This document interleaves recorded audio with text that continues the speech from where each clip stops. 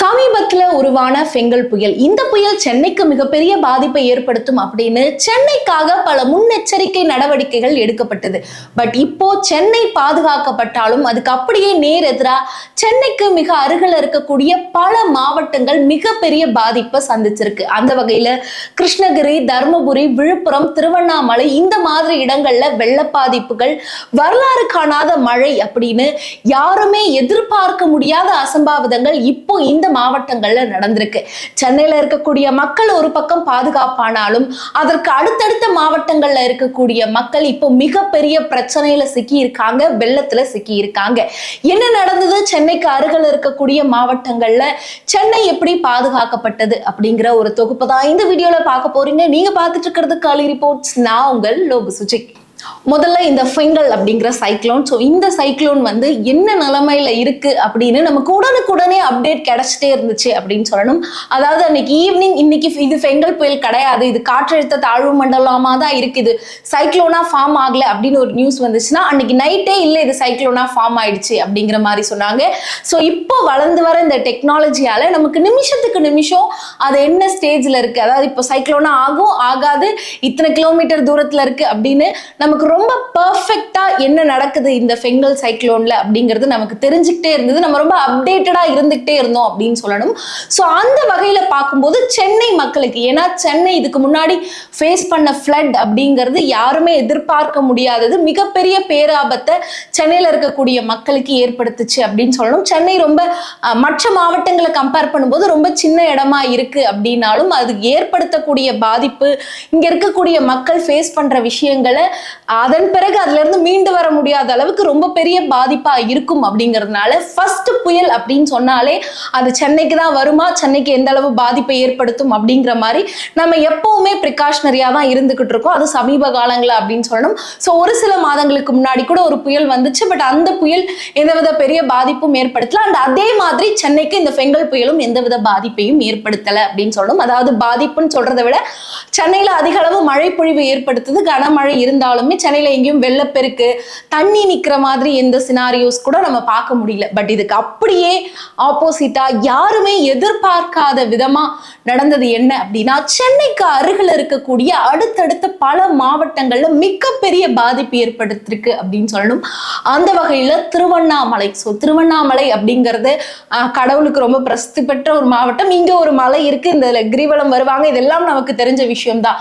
So இந்த மலையிலிருந்து மலை சரிவு ஏற்பட்டிருக்கு. யாருமே எதிர்பார்க்க முடியாம இந்த ஃபெங்கல் சைக்ளோன்ல திருவண்ணாமலையில இப்படி ஒரு மலை சரிவு ஏற்படும்னு யாருமே எதிர்பார்த்திருக்க மாட்டாங்க. ஸோ இப்போ அந்த சைக்ளோன்ல நடந்த அந்த மலை சரிவுல கிட்டத்தட்ட 35 டன் எடை கொண்ட ஒரு பாறை அந்த மலையிலிருந்து உருண்டு கீழே வந்திருக்கு. இதனால அங்க இருக்கக்கூடிய அந்த வஉசி தெரு அப்படின்னு சொல்லக்கூடிய அந்த தெருக்கு பக்கத்துல மண் சரிவு ஏற்பட்டிருக்கு. இந்த மண் சரிவுல 15க்கும் மேற்பட்ட வீடுகள் பாதிக்கப்பட்டிருக்கு அப்படின்னு சொல்றாங்க. அதாவது 15க்கு மேற்பட்ட வீடுகள்ல இந்த மண் சரிவால பாதிப்பு ஏற்பட்டிருக்கு. 3 வீடுகள்ல மொத்தமாவே மண் சரிவுல அந்த 3 வீடுகளுமே புதஞ்சிருச்சு அப்படின்னு சொல்றாங்க.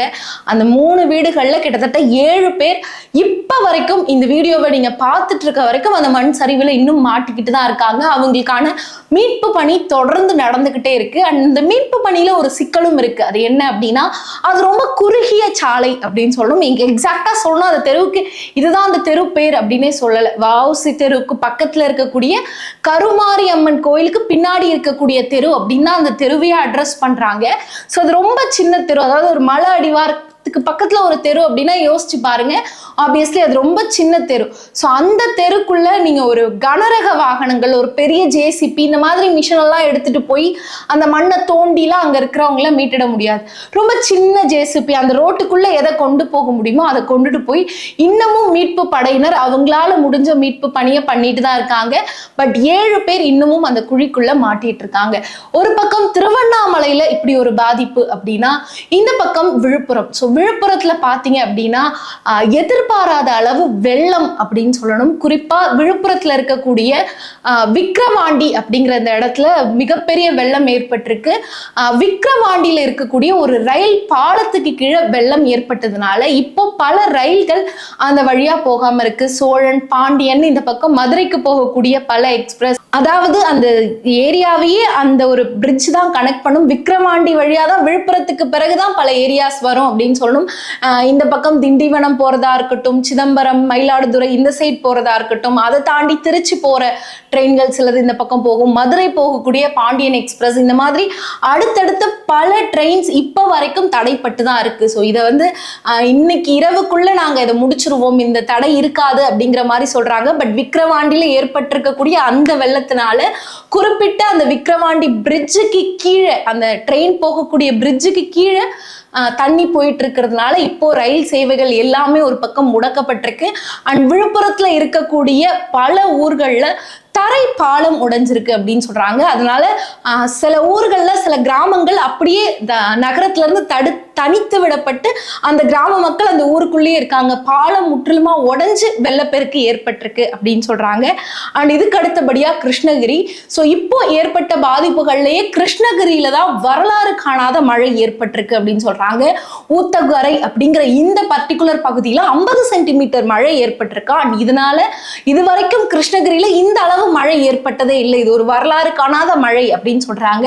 அண்ட் அதுக்கான ஒரு சில ஃபுட்டேஜையும் நம்ம பார்க்க முடியுது. அதாவது அங்க அந்த ரோட்ல போன, ஊத்தங்கரை ரோட்ல போன அந்த வாகனங்கள் தண்ணியில அடிச்சு போகப்பட்டு இப்போ அந்த தண்ணியில சிக்கிக்கிட்டு இருக்கிறத நம்ம பார்க்க முடியுது. அந்த தண்ணி ஃப்ளோவா தண்ணி மட்டும் அடிச்சு போய்கிட்டே இருக்கு. அந்த வாகனங்களை இன்னும் மீட்க முடியாம அங்க இருந்த அந்த டிரைவர்ஸ், அந்த வண்டியை ஓட்டிட்டு போன டிரைவர்ஸை கயிறு கட்டி அதுக்குள்ள இருந்து மீட்டிருக்காங்க. ஸோ இந்த மாதிரி காட்சிகள் தான் இப்போ தமிழ்நாட்டுடைய வெள்ள பாதிப்பு எந்த அளவுக்கு இருக்கு அப்படிங்கிறத நமக்கு ஒரு பக்கம் காட்டுது.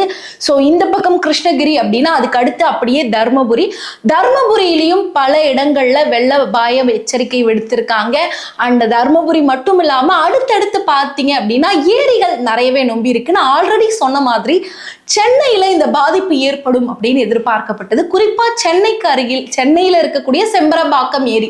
ஸோ இந்த செம்பரம்பாக்கம் ஏரி ஏற்கனவே ஒரு தடவை அந்த உடையிற ஸ்டேஜுக்கு போய் அதால வெள்ளம் ஏற்பட்டு சென்னை மக்கள் படாத பாடுபட்டுட்டாங்க. ஸோ இந்த முறை இந்த பெங்கல் சைக்ளோன் ஃபார்ம் ஆன உடனே செம்பரம்பாக்கம் ஏரி எந்த நிலைமையில இருக்கு, அதோட நீர்வரத்து எந்த லெவல்ல இருக்கு அப்படிங்கிற மாதிரி அடுத்தடுத்த அப்டேட் நமக்கு வந்துகிட்டே இருந்துச்சு.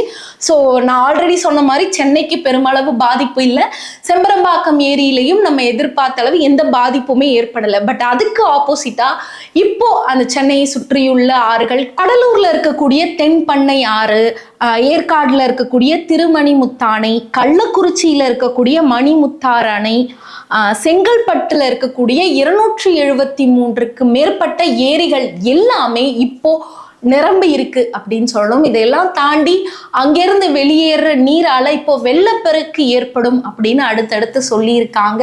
ஸோ செம்பரம்பாக்கம் ஏரியில இந்த மாதிரி ஒரு நிலைமை இருக்குமா அப்படின்னு எதிர்பார்த்தோம். பட் அதுக்கு அப்படியே ஆப்போசிட்டா சென்னையை தாண்டி உள்ள கடலூர்ல இருக்கக்கூடிய ஏற்காடு, கள்ளக்குறிச்சி, செங்கல்பட்டுன்னு இங்க இருக்கக்கூடிய நீர்வளங்கள் எல்லாமே நிரம்பி இருக்கு.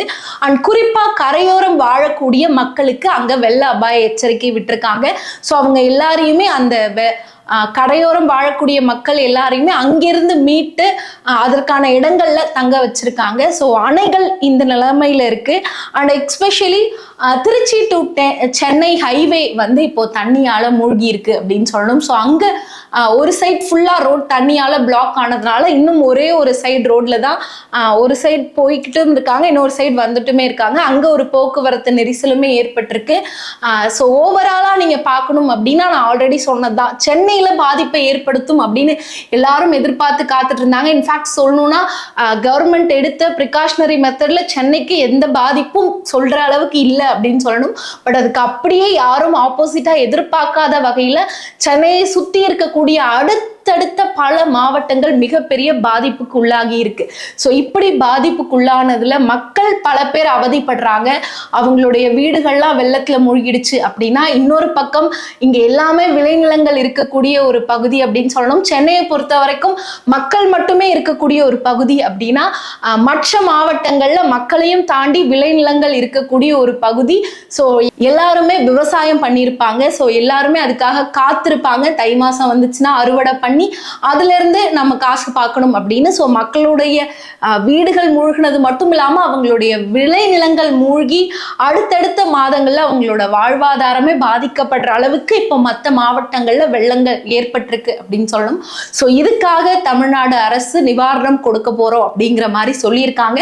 பட் அது எவ்வளோ அமௌண்ட், என்ன ஏது அப்படிங்கிற டீட்டெயில்ஸ் இனிமே தான் எல்லாத்தையுமே கவர்மெண்ட் ஆராய்ச்சி பார்த்துட்டு அதுக்கேற்ற மாதிரி நிவாரணம் கொடுப்பாங்க. அண்ட் அது மட்டும் இல்லாம தமிழ்நாடு கவர்மெண்ட் சைட்ல இருந்து இது தொடர்பான ஒரு அறிக்கையை சென்ட்ரல் கவர்மெண்ட்டுக்கு சமர்ப்பிப்போம் அப்படிங்கிற மாதிரி இப்போ சொல்லியிருக்காங்க. ஸோ மற்ற ஊர்கள்ல இருந்தும் வெள்ளம் ஏற்பட்டிருக்கு, அந்த பகுதிகளில் இருந்தும் மக்கள் மீட்கப்பட்டுக்கிட்டே இருக்காங்க. ஸோ சென்னையை தாக்கும் அப்படின்னு நினைச்ச இந்த பெங்கல் சைக்ளோன் சென்னையை தாக்குனாலும் மிகப்பெரிய பாதிப்பை ஏற்படுத்தாம மற்ற மாவட்டங்கள்ல மிகப்பெரிய பாதிப்பை ஏற்படுத்தி இருக்கு. ஸோ அங்க இருக்கக்கூடிய மக்கள் இதனால பாதிக்கப்பட்டிருக்காங்க. ஸோ அவங்க இதுல இருந்து நல்லபடியா மீண்டு வருவாங்க அப்படின்னு நம்ம ப்ரே பண்ணிப்போம். ஸோ சென்னையை தாண்டி மற்ற ஊர்களில் எதிர்பாராத விதமா நடந்த இவ்வளவு பெரிய பாதிப்புகளுடைய தொகுப்பு தான் இந்த வீடியோ. இதை உங்ககிட்ட சொல்லணும் அப்படிங்கிறதுக்காக தான் இந்த வீடியோவை நான் பண்ணேன். அந்த மாதிரி இன்னும் நிறைய தகவல்களை தெரிஞ்சுக்கணும் அப்படின்னா மறக்காம கேர்லி ரிப்போர்ட்ஸை சப்ஸ்கிரைப் பண்ணி வச்சுக்கோங்க. அண்ட் இதே மாதிரி இன்னொரு வீடியோல உங்களை சந்திக்கிறேன். Until then, bye. This is Lok Suji.